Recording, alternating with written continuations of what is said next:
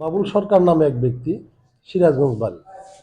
তার ছেলে রাসেল তাকে চাকরি দিবে বলে মতিন নামে, তারই প্রতিবেশী, তারই এলাকার একটা ছেলে, মতিন নামের একটা ছেলেকে 7 লক্ষ টাকা দিয়ে চাকরির কথা বলে সে চাকরি, এয়ারপোর্টে চাকরি দিবে। পরবর্তীতে চাকরি দিতে পারতেছে না, ছেলেটাকে ঘুরাইতেছে প্রায় 2টা বছর যাব। তো ওই রাসেল এই জায়গায় ওই জায়গায় খুঁজতে খুঁজতে পরে ঢাকা থেকে তাকে, মতিনকে গত আগস্ট না, অক্টোবরে তাকে নিয়ে আসে তাদের আত্মীয়ের বাসায়, এই গাজীর চটে, যাতে টাকাটা সে ফেরত পায়।